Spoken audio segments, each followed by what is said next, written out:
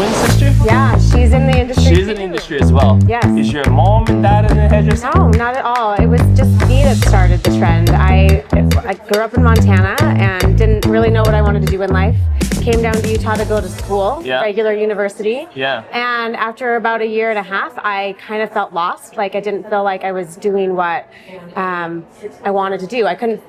Nothing seemed right, you know? What you pursuing to go to 4-year college? Yeah, I was going to 4-year university. I went to BYU for about a year and a half, and I studied, I thought I wanted to study dietetics and nutrition, and then I realized how much chemistry I was going to have to take, and I was like, no more study. None of this. So I took a break, and I was working a couple jobs, and at one of my jobs I had a coworker that had gone to school, or was at the time still going to cosmetology school. Okay. So I went to get my hair done, and I thought it was so cool. It seemed so interesting to me, and it's not a career that I'd ever considered in my life. Like growing up in Montana, my mom and my aunt cut my hair in the kitchen or in the backyard or wherever it was. Stuck your head into the sink. Yeah, exactly. So it wasn't something that I even I'd never had my hair highlighted. I'd never had it done professionally, really. So it wasn't something I'd even thought about as a career. But when I went into the school and got my hair done, it just felt super cool and super fun and super creative. I'm not like a crazy artistic person, but I still can find a lot of joy in the creative process. So for me, I wasn't finding any of that in regular 4-year school, right? So I was really kind of feeling lost at the time. So you got into the cosmetology school. Do you remember which cosmetology? Yeah, so I went to Paul Mitchell School in Provo. I used to be Von Curtis, or? It was when I started. Yeah. When I started, it was called Von Curtis, a Paul Mitchell School. Yeah. So then about a year, not quite a year after I started, they transitioned into being just Paul Mitchell the school. Yeah. So I started the day before September 11th, 2001. So I never forget the day that I started beauty school. And I remember even it was just core class. It was the basics that very first day. Yeah. From day one, I just felt like I was at home and that this is what I was supposed to be doing. So I just took off from there. So what was your transition from going to 4 years of college and you have to say, this is not for me, and you have to tell someone, I'm gonna pursue this? I was really lucky. My parents were really supportive because no matter what I was doing, I was paying for it myself. So it's not like they could be like, well, we're paying for your school and we won't pay for, because I've heard that happen to a lot of people. Like I have a lot of friends in the industry who their parents made them finish their 4-year degree, and then afterwards they were able to go and so it just kind of delayed their process a little longer maybe or whatever. But my parents thankfully were super supportive. I did have an experience once when my mom ran into someone back home in Great Falls, Montana, who I had nannied for. She and her husband had both worked at the bank, and they both were members of the country club and whatnot, and I was just about to finish cosmetology school, and this woman's like, oh, how is Emily? And my mom's like, oh, she's doing great. She actually is just graduating from cosmetology school, and she got a job at the salon she's really excited to work at in Salt Lake City. And this woman said to my mom, oh, I'm so sorry to hear that. She just went to beauty school? And my mom was just like, no, don't be. She's amazing, and she's going to do really well. So thankfully, I have always had parents who believed in me and a family that supported me. She's going to do so well, and then you are doing so well. 21 years in the clear, like French. So tell me, you do many things. I mean, I think I know you since when you started, and I know your sister. And you guys both have excelled within this clear. Yeah, it's been really fun. What I have to say is I've taken a lot of different avenues within this company and within this business in general, right? So starting out as a stylist, and then at one point I became an educator for Kerastase. And I actually, I stopped doing that a couple years ago because I really wanted to focus more on just my clientele in the salon. I also had 2 years where I was the manager of our location and really still feel like a big leadership role here, even though I'm not technically the manager. I still feel like you're being here for 20. I'm a mother no matter what. Mother of the salon. So for 21 years, when you've worked at the same place with some of the same people. Of course, people come and people go, but the core is still here. It is really strong, and people feel my presence and know like, hey, I have a question and I can't find the manager, so I'm going to go to Emily or whatever. So yeah, I hear that all the time. Yeah. People say like, if you don't know what's going on in the salon, if you cannot find a manager, if you cannot find a mentor, ultimately just go to Emily. Yeah, she has an answer for you. It's just like a mother, right? Yeah, like, your mother. Yeah, exactly. What's going on? Yeah, and it comes to you. Yeah, but to becoming that like a role model. Yeah. You have gone through. You just said you are a stylist. Yeah. You are the educator. You are the manager. Yeah. And then. And now I have an apprentice. So now I have my second full-time apprentice. Yeah. So what's that advice for a younger hairdresser who is pursuing this as like a career? Oh, I love that.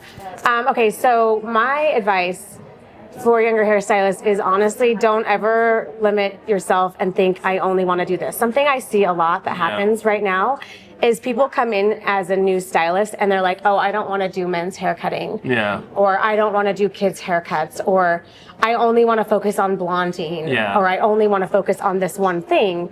And as you get older, having specialties is a nice thing to have. Yeah. But when you're brand new baby and you're starting out, even if you think you know what you love the most, you don't necessarily know. Yeah. And if you limit yourself and you're not learning everything that you possibly can in the very beginning, then it stunts your growth later on. Does that make sense? Yeah. So taking the opportunity to take special cutting classes if cutting isn't your thing, or for me, I think something that I was really nervous on was color, but now it's my most favorite thing. It's the thing I remember crying in beauty school over color appointments, right?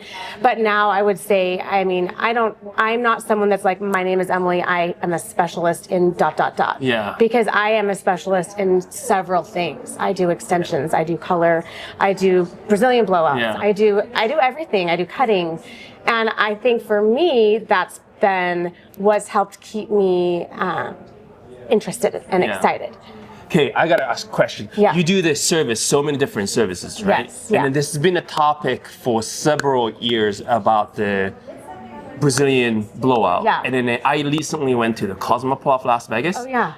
And I met a gentleman who is the chemist of a company called Belma Cosmetics. Okay, interesting. They use enzyme to break down the hair. There's no chemical fume, but I tested 3-4 times. Yeah. And it actually works. Cool. So I'm going to bring the products to you. I'd love to try it. I think you'll be amazed how simple. Something different technology. And it smells like a regular conditioner. Oh. And when you're flat ironing it, your eye doesn't get itch. Okay. You don't have to cough. You don't have to go home, pick your nose. You're not cleaning yourself out. And you don't have to wear a mask. Okay. There's no COVID anymore, you know? That. So yes. I want you to try it. Okay. But also, you do extensions. Yeah.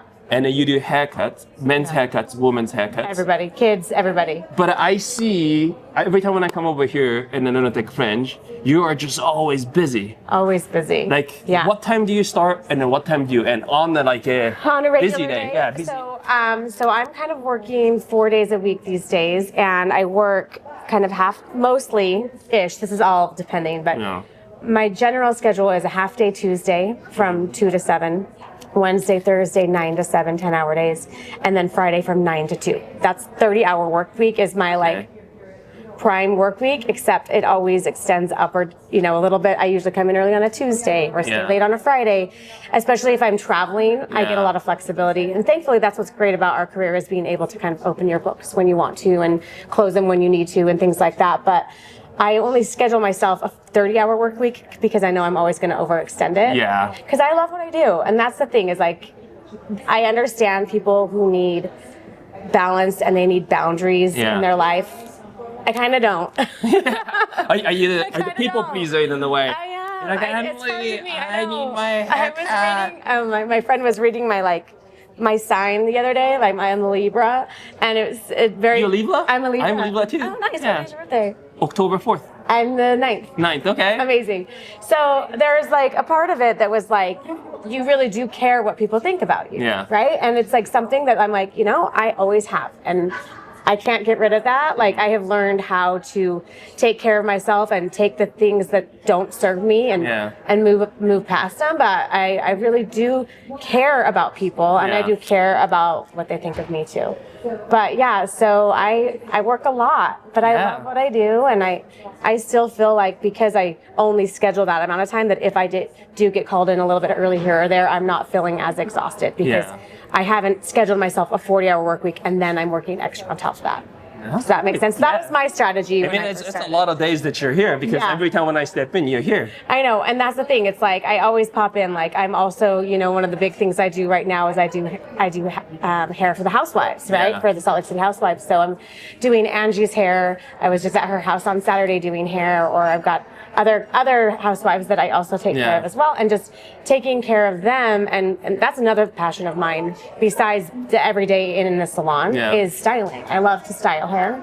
That's probably, if I look back to when I first fell in love with hair, it was when I learned how to braid hair in 6th grade. Like I learned how to braid hair in. Did it something click when you're like? Yeah, it just like working with my hair. Is this what I'm really doing? Yes, and I still love to braid to this day, and I love styling and updos.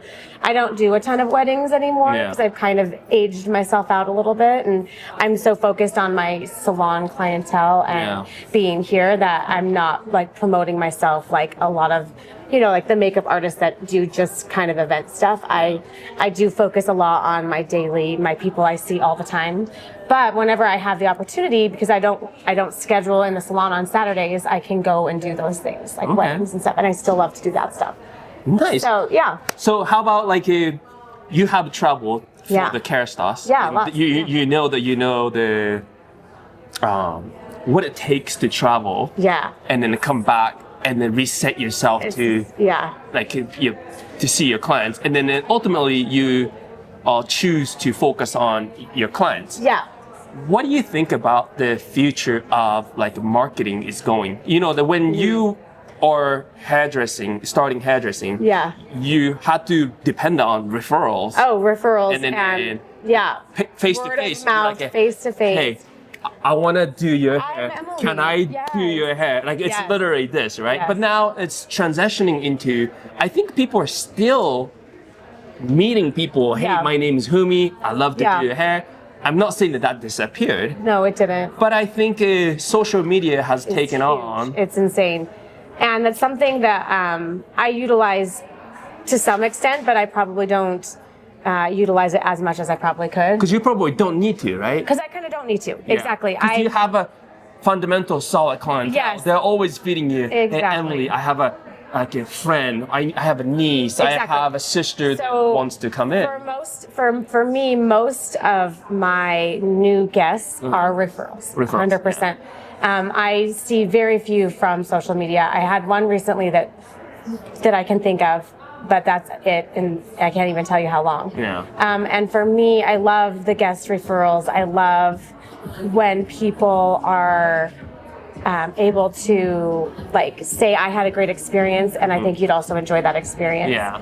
And then I can kind of get a little bit of a knowing of who they are before they even sit in my chair. Yeah. So if I ever see a name on my books that I don't know, I always reach out to them. Yeah. Because I'm not looking at my books and seeing 10 new names a week, right? It's you don't want to. You don't want to. Thank God. I look at these people. You don't want like a 10 new guests, Exactly. Don't you think hairdressing, when you meet people, it's like you're opening up the new Netflix series? Yeah. Or like a Hulu, whatever that be. A whole new. Because you have to explain who you are again and again, and then you need to listen and remember. You need to remember them. Yeah. Have you ever had a conversation like you totally going on the subject, and all of a sudden your client's like, "That's not me." No, thank God I've never had that happen. Thankfully, I've been pretty lucky. I don't know. I have my memories works weird. Like I think when I was younger and a newer stylist, it was harder for me to remember details. But now that my brain is so used to doing it, I'm pretty decent at it. You're like a client's library on your brain. Yeah, and I mean, I don't have to very often, but every once in a while, if I'm worried about remembering something, I'll write it down in my notes, and it'll stay in the system, Yeah. So that I can be like, okay, they were referred by so and so or whatever, But yeah, if I see a new guest on my books, I will reach out to them in advance and kind of do like a pre-consultation versus just waiting till they walk in the door. Just to make sure, A, it's the right fit, B, the time that they're scheduled for is actually what they need. Because so many times people don't really know what they need. Yeah. They're like, well, I think I just need a highlight, when it turns out that they need like a 4 hour or something, so, you know, something. So I love to reach out to people in advance before they're even sitting in my chair and just make that connection, even if it's just a quick text or whatever, and start the conversation about what are they looking for to make sure that I can suit their needs. Because if I don't feel like I'm the right fit, I can find them the right fit somewhere here in the salon. Yeah. All right. How about like do you use assistant? And then I think I've seen you use either assistant or your apprentice. Yeah. So right now it's primarily my apprentice. So on the days that I'm behind the chair, my apprentice is with me the whole time and helping with almost everything, all of my washes and treatments, helping apply toners at the bowl, helping hold foils and hand foils and hold hair while I foil. That's a huge one for me. I love the help with that. And then they also are learning a lot because anytime they want to come in and do hair, I come in for them and help them with things. And then we also have a great education program within our company where like you are the cutting instructor. And so you get to help my brand new babies learn how to cut hair because that's something that's not my strength. And that's what I love about our company is that we have been able to find people where this is their strength and they can help other people with that where my strength is somewhere else. So I think that's been really awesome. When people use assistant, right? Like what point in your career you should start looking into assistant to help, because it's a fine line, right? There's going to be a lot of booth rental salon owner or the salon suite. Maybe you're working in the commission salon owner. What point do you think hairstylist needs assistant? So that is a great question.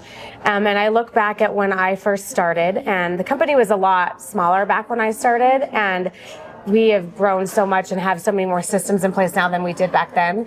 But I don't remember a time when I didn't double book.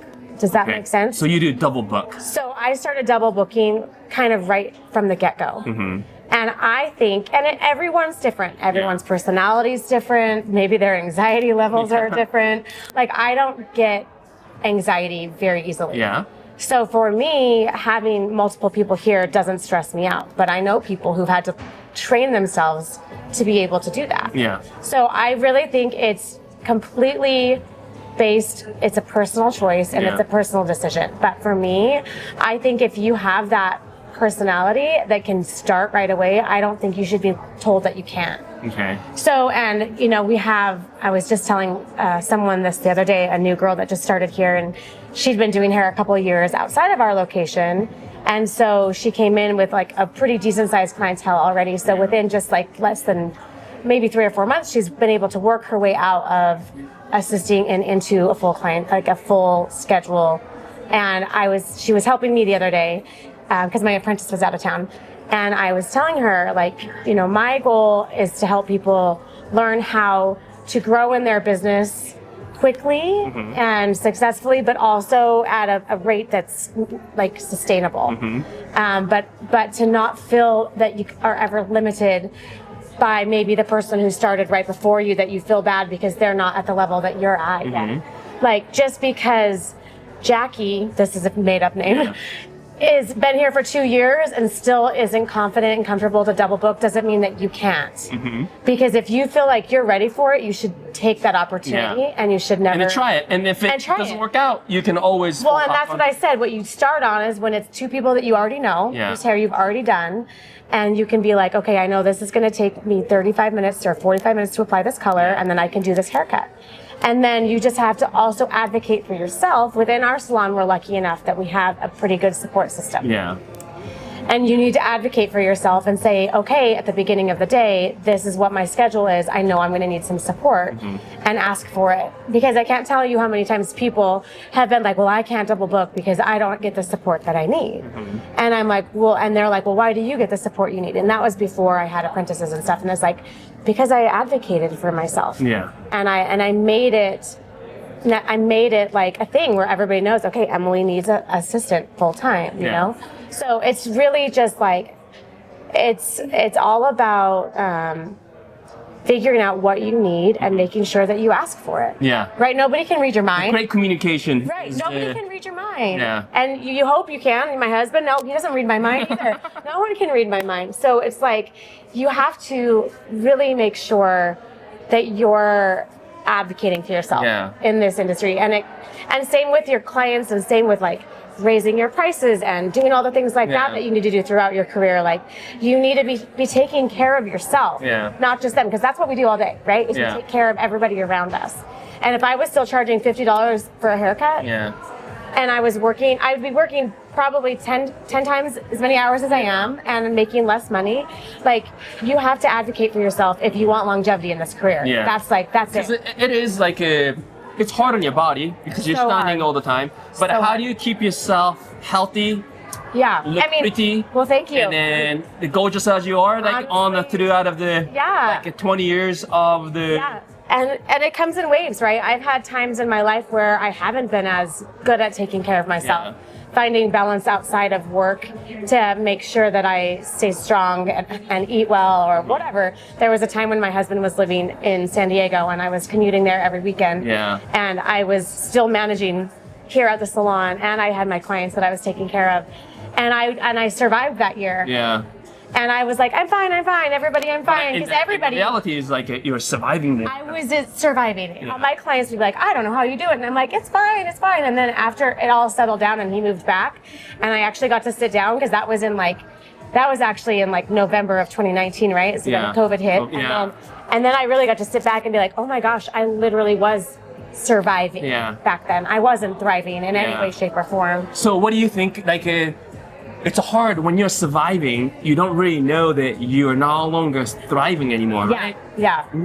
What makes the difference? Because right now you're thriving, like you're cultivating a new desk, and then, but I think we all have to survive for a little bit. Totally. And then because of that, you can thrive. I think that you just hit the nail on the head. It's like you have to survive for a while. First couple years in cosmetology school to the say yes professional.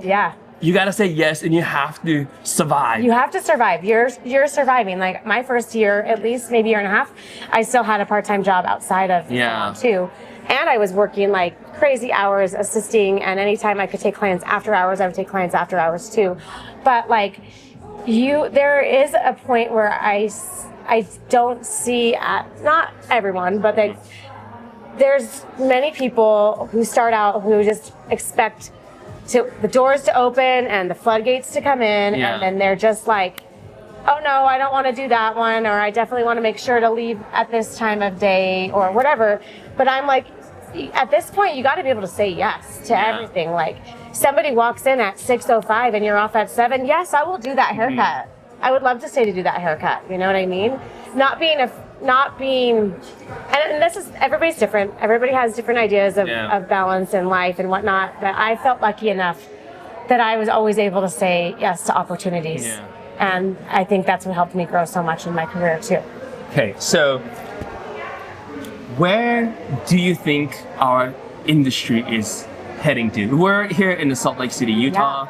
I have been in the Lunatic French for over like 15 years. You're in here in 21 years. But I've always worked in the commission salon, or I own my own salon. But mainly I educate and produce and create aesthetic, and then like I have a hobby turns into the job. And now I'm doing this like interview, meeting people, and then from here I would like to get a referral from someone that you think in our industry that will be interesting to interview. Like, who do you think? Okay, so I have a couple people I would think would be amazing, but if it could happen, I think my friend Matthew Morris in Denver would be amazing.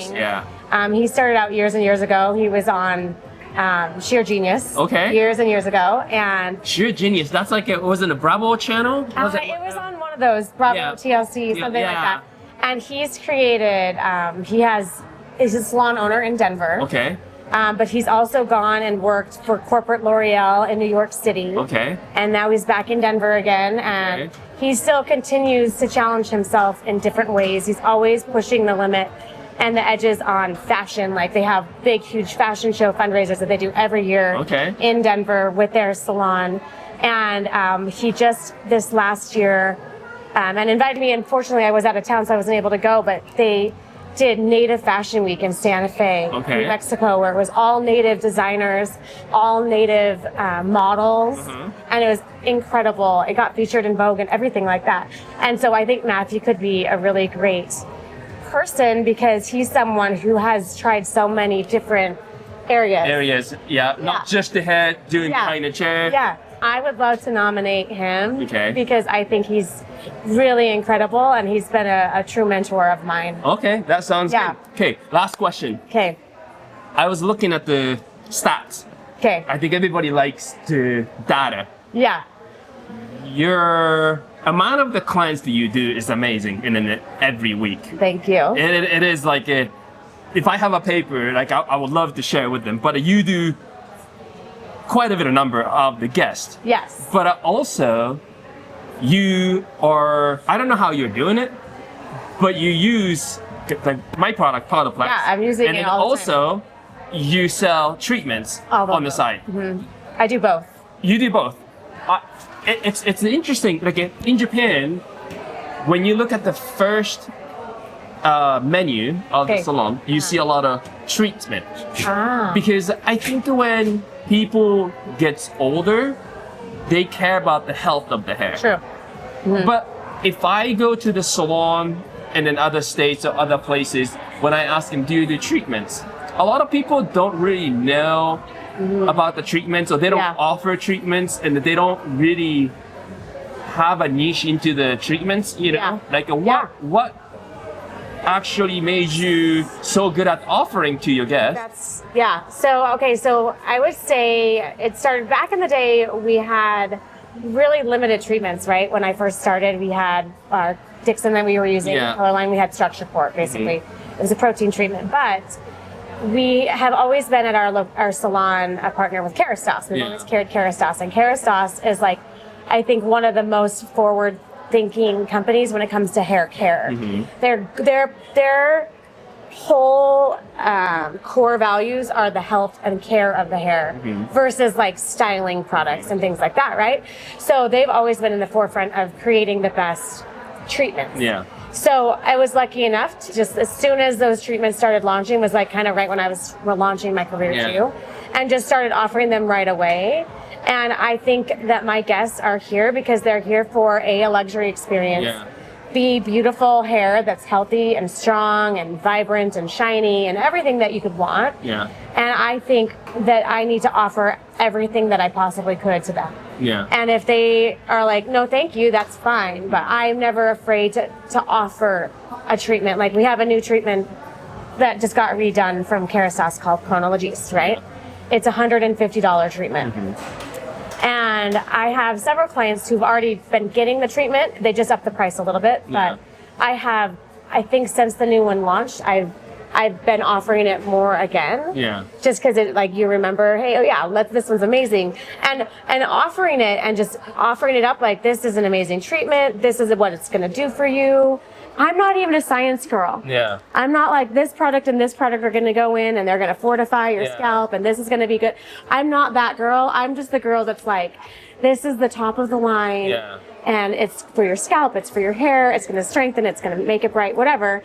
And it's $150. So if you want to do that one today, let me know. If not, we have our Fusio Dose treatment and that one's $50. And if that sounds like more in your realm of whatever you'd like, your scope, whatever. We both are amazing options. And then I also have our Powderplex, which, truth be told, I use it in any lightening service and any gray coverage service as part of my price. Fantastic. I don't ask, is it okay if I use this today? I use it. It's part of the price. Same as me. It's just in there. Why would you not offer the protection? Okay, I have an experience. I don't know if I ever told you. I did my niece's hair once. She has a ton of hair. She came in. It was on a Sunday, and it was just me and her in here. And I had to mix. I had this much in the back, just a little bit. I needed to remix, and I mixed it up, and I didn't put the Powderplex in it. Broken. Just on the crown area. Broken. Yeah. Right here. Back underneath crown. Thankfully, the top was fine, but right here, because I didn't put the powderplex in it. Yeah. So for me, I have a testimony of this stuff. It totally works.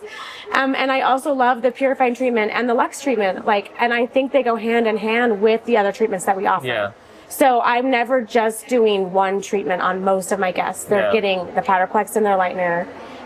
They're getting the clarifying treatment from the white, or they're getting the whole Lux treatment. Yeah. And then they're also getting a chronologist, or they're also getting a Physiodose treatment. What do you think about some hairdressers out there who hasn't really in the game for the offering a treatment? Where do they start? Because they've already have a cleanse, right? I think that's becoming the routine. What would you like to do with your hair? Let's do the same. Yeah. Or like, how can they slip in this introduction of, I want to do the treatment on your hair? Okay, let's talk about everything in life. Let's talk about our iPhones, for instance. Okay. Like, we get an upgrade how often? At least once every other year? Yep. Like, because there's something newer and better out there. Yeah. Right? So it's the same with this industry, is that there's something that maybe we didn't know about, or it wasn't offered before, but now it is. And now we want it because it's the next greatest thing that you can get. Like, do I need to get a new iPhone every other year? Probably not, but I get it because it's created a need for itself in a way, right? And I think these products that I use, like the treatments, are essential. I have my numbers, maybe I'll share them with you. I don't know where they are right now, but from last year, about how much extra money that I made. Yeah, like I'm looking at doing conditioning treatments, and it was, I think, $30,000 to $50,000 extra dollars from doing just treatments. I was looking at just a year today, and then you're already hitting $28,000 on the treatment marks. Yeah. So, it's August? It's just the beginning of August, so you're definitely gonna hit like a 30, 35, especially during the Christmas and. I mean, I'll probably get closer to 45. Let's bet on it. Yeah. I bet you I'll get close to 50. And then, the reason why I ask this question, I have been into the salon introducing powderplex, or I ask people, what treatment do you offer to your guests? A lot of time, hairdressers doesn't get enlightenment. Yeah. Like here at Lunatic Fringe, or like asking your sister, when they talk about the treatments, making their hair looks good and they feel good, and then all the other things, like people want the shiny hair, moisturized, and then defrizzed, and whatever that be. Yeah. But why do you think, why is everybody not focused on the treatment? I think it's, first of all, lack of understanding or education, possibly. Lack of maybe belief in it. I don't know, because once you use it, like, it's like a no-brainer. Yeah. Because it's amazing. But don't you think many people have been sold the snake oil before? I mean, I'm sure there are snake oils out there, for sure.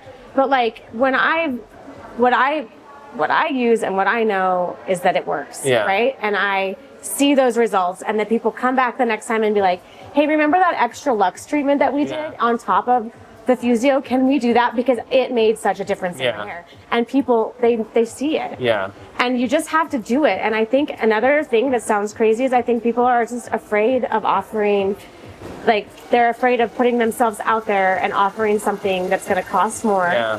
No matter what, people still think with their wallets. They still think with their, you know what I mean? Yeah. Like, they think, oh, well, Sally Joe was just telling me how much she was struggling with da-da-da-da. Yeah.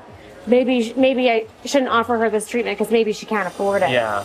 But like, I've always made sure not to think with my own wallet and not to even consider what their circumstances are too, because they're sitting here for a reason.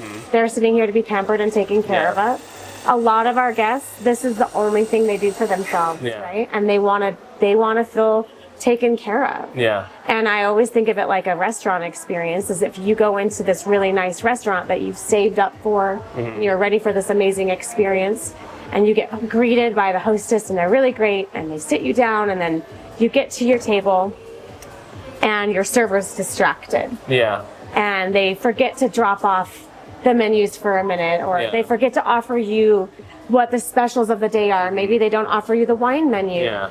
And then you hear from the other table. The table next to you being like wined and dined and taken care of, and you just feel like, well, does she not care about me? Or do they not think I can afford it? Like, what is it? Like, so I always think of it the other way. It's like, if I'm not offering it to them, they'll be more offended than if I do. Yeah.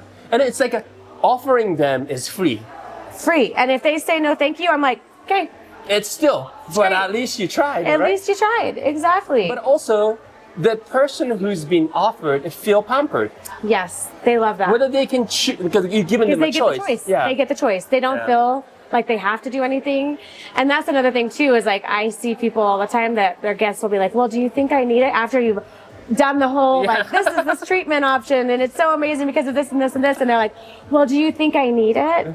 And then there's like the back pedal of like, oh, well, maybe next time, you know, and I'm like, no, like, if you've taken the time to offer it to them, it's because you really think they need it, because they do. Yeah. And you should be like, yes, absolutely. I think this would be an amazing upgrade to your service today. Yeah.